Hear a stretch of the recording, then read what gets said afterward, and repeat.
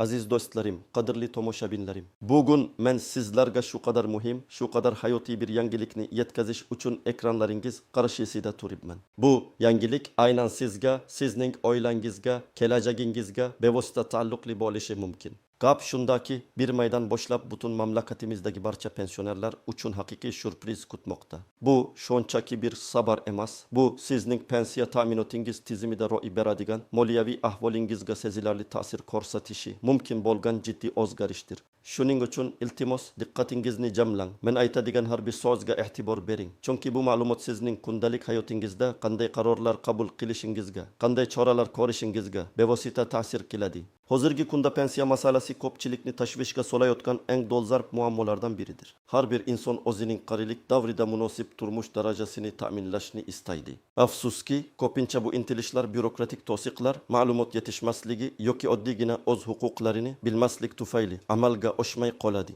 Bugungi suhbatimiz aynan mana shu muammolarga yechim topishga yordam beradi. Men sizga ushbu yangilikning har bir jihatini chuqur tahlil qilib beraman. Shunda siz hech qanday savollarsiz ishonch bilan harakat qilishingiz mumkin. Bu ma'lumot shunchalik muhimki, uni nafaqat o'zingiz bilishingiz, balki yaqinlaringiz, qo'shnilaringiz, barcha tanish pensionerlar bilan baham ko'rishingiz shart. Kanalimizga obuna bo'lishni va ushbu videoga like bosishni unutmang, chunki bu sizning qo'llab-quvvatlashingiz tufayli biz yanada ko'proq foydali ma'lumotlarni sizga yetkaza olamiz. Bu siz uchun mutlaqo bepul, ammo biz uchun juda katta ahamiyatga ega. Asl muammo va uning yechimi. Keling, avvalgi holat qanday bo'lganini eslab olaylik. Shu kungacha mamlakatimizda pensiya ta'minoti tizimi garchi u doimiy ravishda takomillashtirib borilsa-da ayrim kamchiliklardan xoli emasdi. Ko'plab pensionerlar o'zlarining mehnat stajini tasdiqlashda, ayniqsa 1990 yillargacha bo'lgan davrlarda turli xil qiyinchiliklarga duch kelishardi. Misol uchun qishloq xo'jaligida, jamoat xo'jaliklarida ishlagan fuqarolarning mehnat daftarchalarida barchasi aniq aks etmasligi yoki ayrim yillar davomida ma'lumotlarning yo'qolib ketishi holatlari tez-tez uchrab turardi. Natijada uzoq yillar davomida halol mehnat qilgan insonlar munosib pensiya olishdan mahrum bo'lishardi. Bunday vaziyatda ular uchun yagona yo'l sud orqali o'z huquqlarini himoya qilish. Bu esa uzoq va qimmat jarayon bo'lib, ko'pchilik uchun imkonsiz edi. Bundan tashqari, pensiya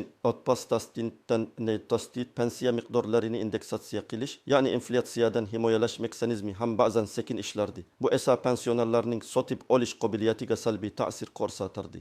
Hayot qimmatlashar, lekin pensiya o'zgarishsiz qolaverardi. Bu esa ko'plab keksa yoshdagi fuqarolarimizning noroziligiga sabab bo'lardi. Pensiya hisoblashning murakkab formulalari, ko'plab hujjatlar talab qilinishi, fuqarolarning pensiya jamg'armalari bilan bog'liq ishlarni hal qilish uchun bir necha marotaba turli idoralarga borishga majbur bo'lishi ham jiddiy muammo edi. Har bir hujjatni to'plash, navbatlarda turish barchasi keksalarimiz uchun o'girlik qilardi. Endi esa eng muhimiga e'tibor bering. Bir maydan boshlab pensiya ta'minoti tizimiga fundamental o'zgarishlar kiritiladi. Bu o'zgarishlar ikki asosiy yo'nalishni qamrab oladi. Birinchidan, pensiya miqdorlarini hisoblash va oshirish mexanizmini soddalashtirish va adolatli qilish. Ikkinchidan, ayrim toifadagi fuqarolarning mehnat stajini tasdiqlash jarayonini sezilarli darajada yengillashtirish. Xususan yangi qonunchilikka ko'ra pensiya miqdorlarini yiliga kamida 2 marotaba inflyatsiya darajasiga mos ravishda avtomatik ravishda indeksatsiya qilish mexanizmi joriy etiladi. Bu shuni anglatadiki, sizning pensiyangiz sotib olish qobiliyatini doimiy ravishda saqlab qoladi va hayot qimmatlashgani sayin u ham mutanosib ravishda oshib boradi. Endi siz har safar narxlar oshganida pensiyangiz bunga qachon moslashtiriladi deb xavotirlanishingizga hojat qolmaydi. Bu mexanizm avtomatik tarzda hech qanday qo'shimcha arizalarsiz ishga tushadi. Bu barcha pensionerlar uchun umuman birinchi surprizdir.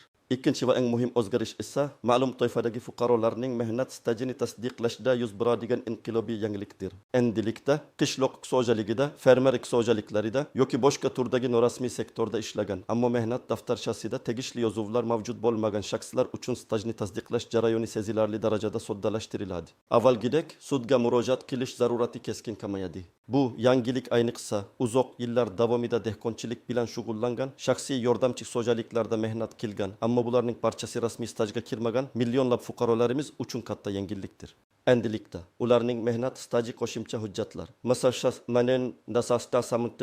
masalan, guvohlarning ko'rsatmalari, mahalla fuqarolar yig'inining ma'lumotnomalari, arxiv hujjatlari va boshqalar asosida pensiya jamg'armasi tomonidan ko'rib chiqiladi va tan olinadi. Bu esa ko'plab insonlarga uzoq yillar davomidagi mehnati uchun munosib pensiya olish imkoniyatini beradi.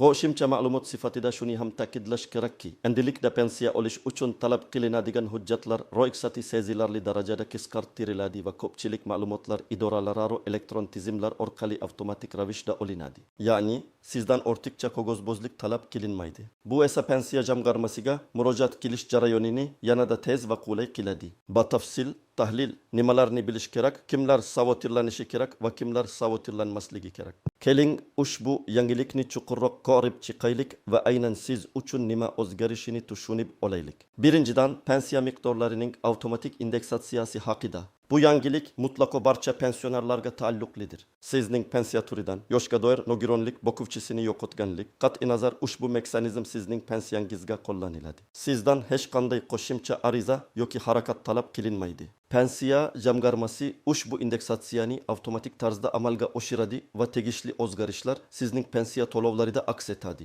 Shuning uchun bu masala bo'yicha hech kim savotirlanishi shart emas.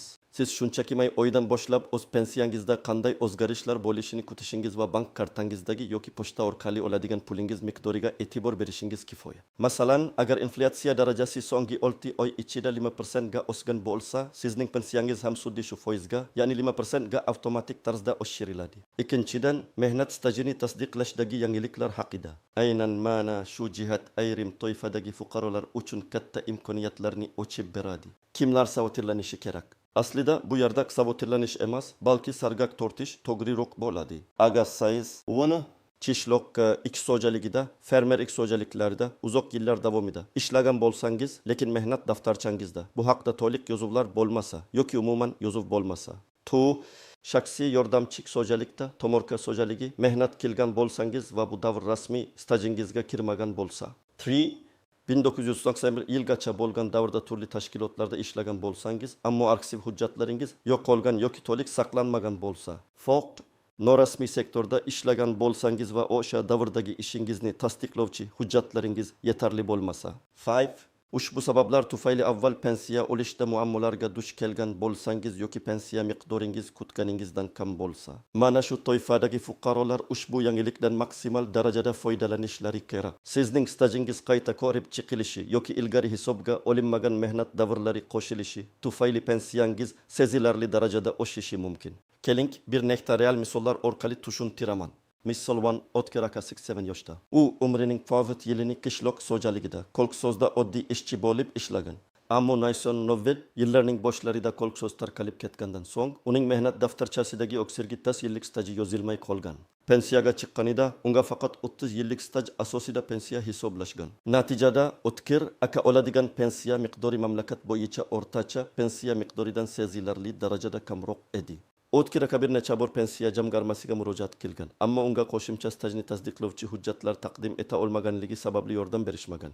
Yangi qonunchilikka ko'ra, taman chinen yen talitenda. Otkir aka endi mahalladagi 3 nafar guvohning ko'rsatmasi, shuningdek mahalla raisining uning haqiqatan ham shu yerda ishlaganini tasdiqlovchi ma'lumotnomasi bilan pensiya jamg'armasiga murojaat qilishi mumkin.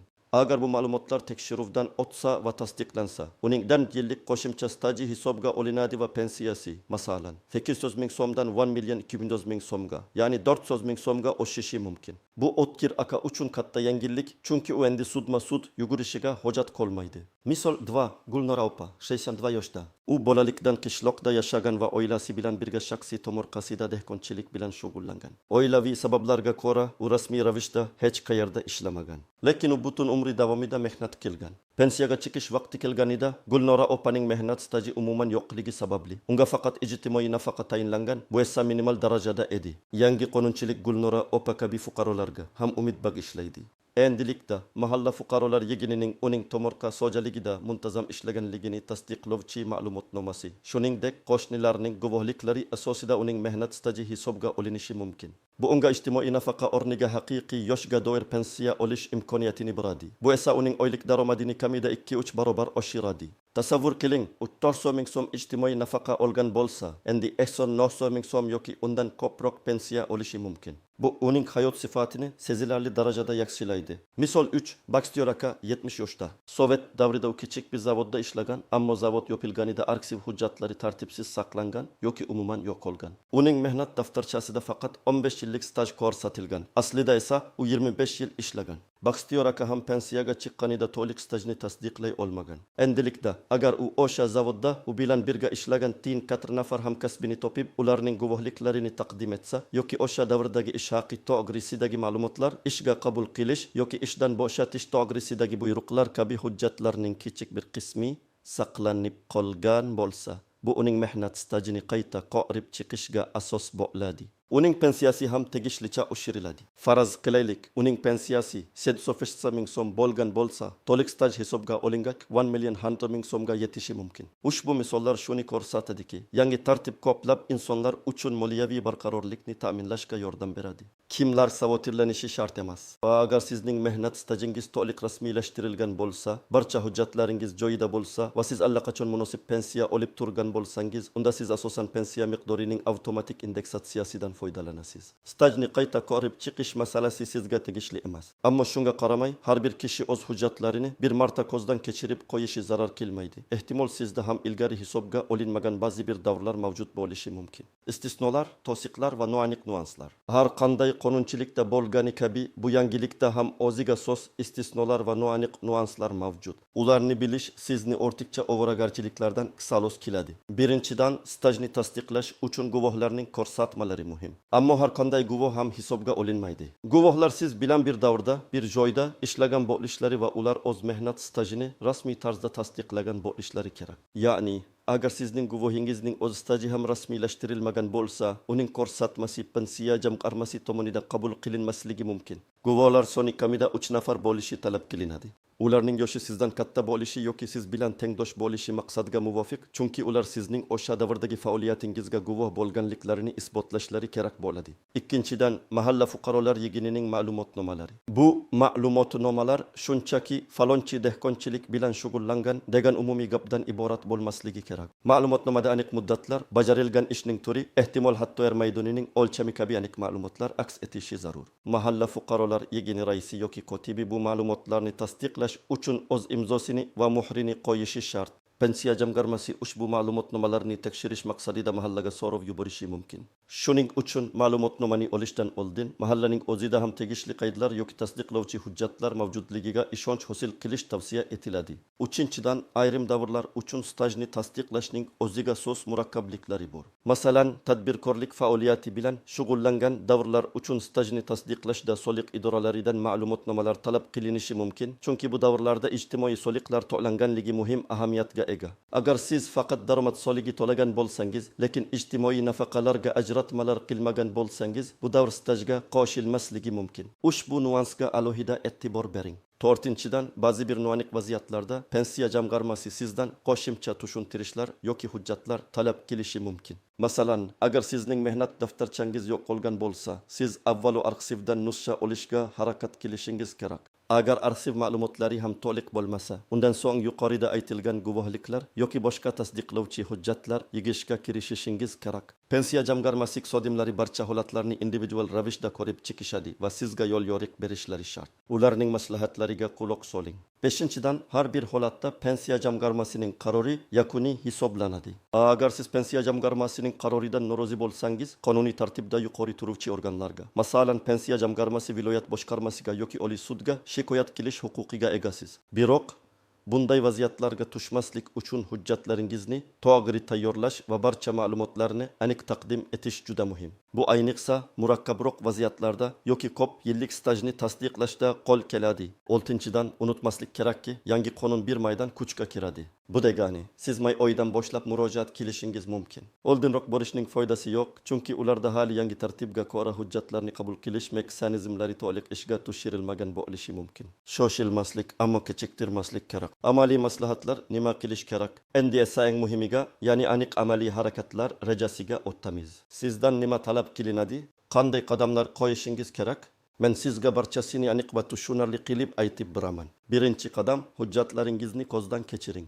Avvalo, siz o'zingizning barcha pensiya hujjatlaringizni, ayniqsa mehnat daftarchangizni diqqat bilan o'rganib chiqing. Unda ishlagan davrlaringiz qanchalik to'liq aks etganiga e'tibor bering. Agar mehnat daftarchangizda bo'shliqlar bo'lsa, ya'ni biror ish joyi yoki davr yozilmay qolgan bo'lsa, ushbu davrlar bo'yicha qo'shimcha ma'lumotlarga ega bo'lgan boshqa hujjatlaringiz bormi, yo'qligini tekshiring. Bu masalan identitetnen masalanlanan ishga qabul qilish yoki ishdan bo'shatish to'g'risidagi buyruqlar nusxalari, ish haqi to'g'risidagi ma'lumotnomalar, xizmat guvohnomalari yoki hatto jamoatchilik ishlarida qatnashganligingizni tasdiqlovchi arxiv ma'lumotnomalari bo'lishi mumkin. Qishloq xo'jaligida ishlagan bo'lsangiz, o'sha davrdagi hosilni topshirganlik haqidagi kvitansiyalar yoki yer so'ligi to'laganlik haqidagi hujjatlar ham foydali bo'lishi mumkin. Har bir kichik hujjat muhim ahamiyatga ega bo'lishi mumkin. Ikkinchi qadam, ma'lumot to'plang agar kerak bo'lsa. Agar sizda mehnat stajingizni tasdiqlovchi hujjatlar yetishmasa, yuqorida aytib o'tilganidek guvohlarni topishga harakat qiling. Bu siz bilan bir davrda, bir joyda ishlagan kamida 3 nafar ishonchli shaxs bo'lishi kerak. Ular sizning mehnat faoliyatingizga guvohlik berishga tayyor bo'lishlari kerak. Ular bilan gaplashib oling va pensiya jamg'armasiga birga borishga yoki ularning ishtirokida ma'lumotnoma tuzishga kelishib oling. Agar siz qishloq xo'jaligida ishlagan bo'lsangiz, mahallangiz fuqarolar yig'ini raisi yoki kotibiga murojaat qiling va o'z faoliyatingiz haqida batafsil ma'lumotnoma berishlarini so'rang. Ma'lumotnomada ishlagan davringiz, ish joyingiz, masalan, shaxsiy tomorqa xo'jaligi, panlatya makamanditam, bandan bamatambatani, bajarilgan ishlaringiz, dekonchilik, chorvachilik va hakaka. Sofatinandin yettendayasinde tindanichinden aniq ko'rsatilgan bo'lishi kerak. 3-qadam, pensiya jamg'armasiga murojaat qiling. Barcha kerakli hujjatlarni to'plaganingizdan so'ng, yashash joyingizdagi pensiya jamg'armasining hududiy bo'limiga murojaat qiling. Unutmang, murojaat qilishni may oyidan boshlashingiz mumkin. O'zingiz bilan shaxsiy pasportingizni, mehnat daftarchangizni va stajingizni tasdiqlovchi barcha qo'shimcha hujjatlarni, guvohlarning ko'rsatmalari, mahalla ma'lumotnomasi, arxiv hujjatlari va boshqalar olib boring. 4-qadam, ariza yozish va hujjatlarni topshirish. Pensiya jamg'armasida sizga maxsus shakldagi ariza beriladi. Ushbu arizani to'ldirishingiz va unga barcha to'plagan hujjatlaringizni ilova qilishingiz kerak. Va arizada o'zingizning ism-sharifingizni, pasport ma'lumotlaringizni, yashash manzilingizni, shuningdek pensiyangizni qayta hisoblash yoki stajingizni tasdiqlash uchun murojaat qilayotganingizni aniq ko'rsatishingiz lozim. Agar guvohlar bilan borgan bo'lsangiz, ular ham tegishli shakllarni to'ldirishadi va o'z ko'rsatmalarini berishadi. Hujjatlarning barcha nusxalarini tayyorlab, aslini o'zingizda saqlab qolishingiz muhim. Hujjat tamattutam boshaqis. Hujjatlarni topshirganingizdan so'ng sizga murojaatingiz ro'yxatdan o'tganligini tasdiqlovchi kvitansiya yoki ma'lumotnoma berilishi shart. Bu hujjatni saqlab qo'ying, u sizning murojaatingiz isbotidir. 5-qadam, javobni kuting va nazorat qiling. Pensiya jamg'armasi sizning arizangizni va hujjatlaringizni belgilangan muddat ichida ko'rib chiqishi va tegishli qaror qabul qilishi kerak. Odatda bu muddat 30 kunni tashkil etadi. Bu muddat tugashini kuting. Agar belgilangan muddatda javob olmasangiz yoki javobdan norozi bo'lsangiz, pensiya jamg'armasi hududiy bo'limining rahbariyatiga yoki yuqori turuvchi organlarga, viloyat pensiya jamg'armasiga, hukumatning fuqarolarni qabul qilish xizmatiga yoki prokuraturaga murojaat qilib, o'z holatingizni tushuntirishingiz mumkin. Shuningdek, siz telefon orqali yoki shaxsan borib murojaatingizning holatini so'rashingiz mumkin. Qo'shimcha ravishda davlat interaktiv xizmatlari portalida Megoviz elektron murojaat qoldirish imkoniyati ham mavjud. Bu sizning ishingizni tezlashtirishga yordam beradi. Shuni unutmangki, bu jarayon biroz vaqt talab qilishi mumkin, ammo natijasi sizning moliyaviy ahvolingizni sezilarli darajada yaxshilashi mumkin. Shuning uchun sabr toqatli bo'ling va barcha tavsiyalarga amal qiling. Agar qandaydir savollaringiz bo'lsa, pensiya jamg'armasining ishonch telefonlariga yoki saytlariga murojaat qiling. Ularning mutaxassislari sizga yordam berishga majbur. Julosa va yakuniy chorlov. Aziz do'stlarim, bugun biz bir maydan boshlab barcha pensionerlarni kutayotgan yangi syurpriz haqida batafsil gaplashdik. Biz pensiya miqdorlarini avtomatik indeksatsiya qilish mexanizmi, shuningdek ayrim toifadagi fuqarolarning mehnat stajini tasdiqlash jarayonini soddalashtirish haqida tushuntirdik. Bu o'zgarishlar sizning pensiya ta'minotingizni yanada adolatli va barqaror qilishga qaratilgan bo'lib, ko'plab insonlarning hayot sifatini yaxshilashga xizmat qiladi. Sizdan faqatgina ushbu yangilikdan xabardor bo'lish, o'z huquqlaringizni bilish va kerak bo'lsa, o'z vaqtida tegishli choralarni ko'rish talab etiladi. hujjatlaringizni tartibga soling, kerakli ma'lumotlarni to'plang va pensiya jamg'armasiga murojaat qilishdan tortinmang. Bu sizning kelajagingiz uchun juda muhim qadamdir. Bu ma'lumot siz uchun qanchalik foydali bo'lganini bilishni juda istardim. Iltimos, o'z fikrlaringizni, savollaringizni yoki ehtimol shaxsiy tajribangizni kommentariyalarda yozib qoldiring. Sizning har bir fikringiz biz uchun qadrli va boshqa tomoshabinlar uchun ham foydali bo'lishi mumkin. Videoga like bosishni unutmang, bu bizning kanalimiz rivoji uchun juda katta yordam. Va albatta kelajakda shunga o'xshash muhim va foydali ma'lumotlarni o'tkazib yubormaslik uchun kanalimizga obuna bo'lishni unutmang. E'tiboringiz uchun rahmat, o'zingizni va yaqinlaringizni asrang. Keyingi uchrashuvgacha